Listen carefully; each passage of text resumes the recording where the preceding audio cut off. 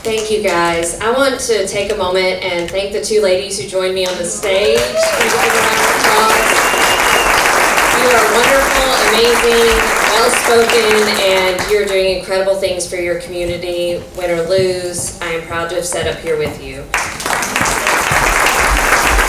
I also want to thank the Rutherford County Gym Women for putting on this amazing event, and Walnut House for hosting us for the gorgeous space.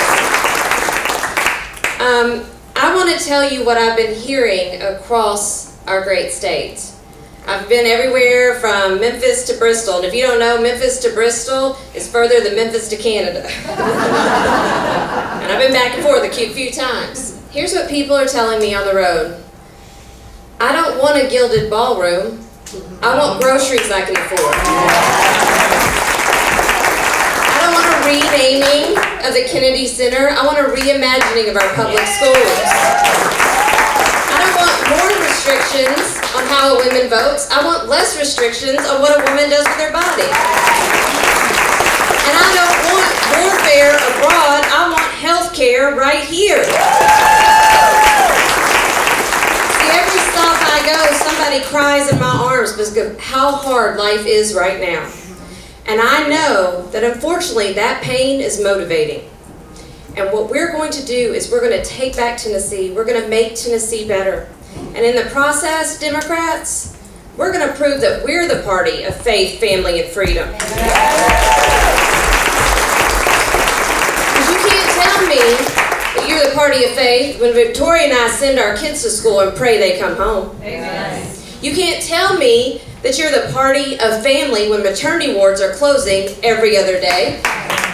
You can't tell me you're the party of freedom when you start your legislative session banning books, banning who you can marry, banning what women can do with their bodies, banning pride flags. That's not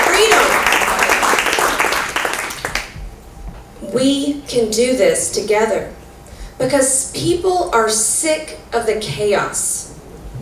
They don't want Trump saying it's going to be tariffs, no tariffs, 10% tariffs, 15% tariffs, having farms go bankrupt around our state. They want someone with some common sense in leadership. They're sick of the cruelty. I tell you what, if I had Epstein victims standing behind me raising their hands, I'd turn around and have the decency to look them in the eye.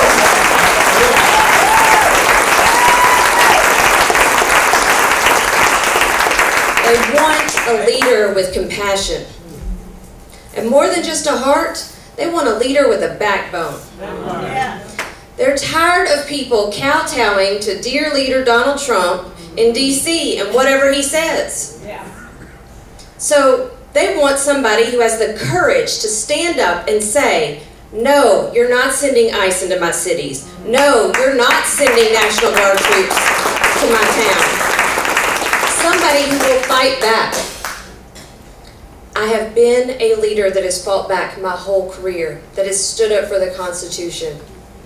I have the heart of a mother. I don't think you have to be a mother to lead, but I think if you lead like a mother, you're going to help the most people.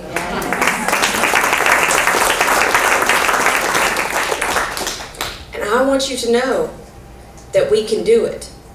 See, all this stuff with the SAVE Act, ladies, since we're here with the women tonight, it's unconstitutional. It's a poll tax. I'll just tell you that as an attorney right now.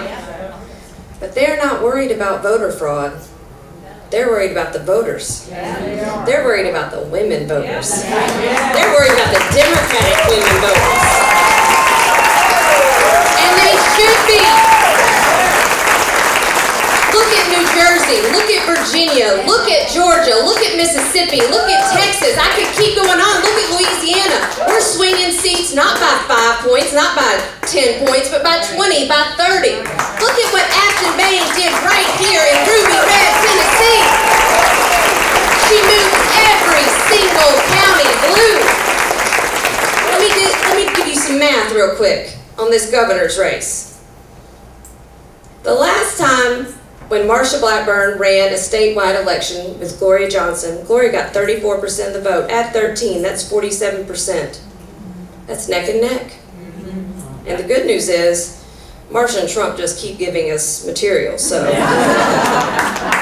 The time before that, when she ran against Bredesen got 44% of the vote. Add 13 to that, we win. Those National Guard troops that are in our city right now, you know when their rooms are booked through? November 2026. So you need to know, not only do we need to care right here in Tennessee, we need to get everybody to care about what's happening here in Tennessee. Not only are we going to implement Stephen Miller's racist playbook at our state capitol, but we are on the front lines of fighting fascism. And every blue dot in every red state needs to start waking up right now. If you are Charlotte, if you are Little Rock, if you are Miami, if you are St. Louis, wake up. Start caring about this governor's race, because it is going to affect all of us. You think Bill Lee is a doormat for Donald Trump? Marsha Blackburn's going to throw him a 5-star parade. And she's already out there tweeting at me that she thinks I'm wrong on vouchers, that I'm wrong on the National Guard, that I'm wrong on ICE. Well, you know what I'm right about? She must be feeling the heat from me.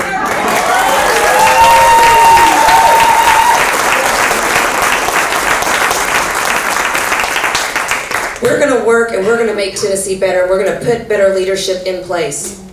So I started this whole thing by saying, watch me.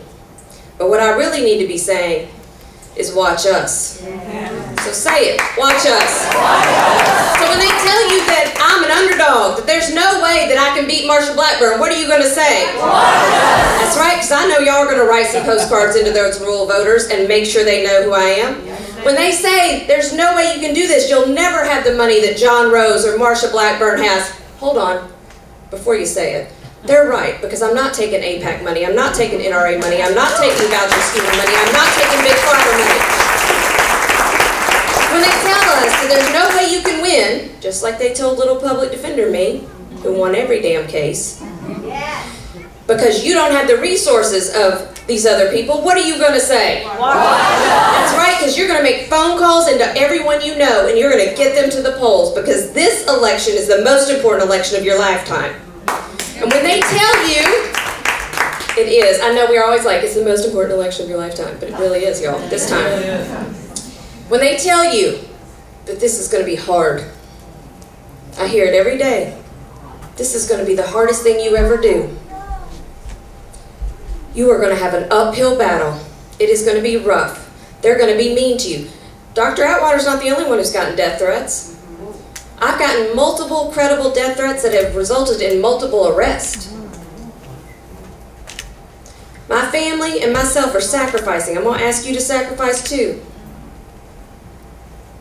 When they say this is too hard, what are you going to say? That's right, because you're going to be knocking some doors. Raise your hand if you're actually going to knock some doors. I just said the fall of democracy, people. I mean, we're going to have to get out. Look, the guy in the front row was like, I mean, I guess. Good job. Wait, make him do that, okay? Look, here's the truth. Victoria's right. You got to find your place and plug in. Not everybody can do everything, but everybody can do something. And everybody needs to do something off of social media. We're going to get to work. We're going to make phone calls. We're going to knock doors. That's right. We're going to write postcards. We are going to share on social media. We are going to tell people from one side of the state to the other. Because here's the great news. As gerrymandered as this state is, they can't gerrymander a statewide election. And we're bringing a message that is appealing across the board. We're pulling in independents and Republicans every day. People who are sick of the chaos, sick of the cruelty, who want somebody with a backbone. So I'm asking you for your vote today, and I'm going to ask for you to work with me until November 2026, because we're in the fight for our lives. So say it one more time with me. Watch us! Thank you.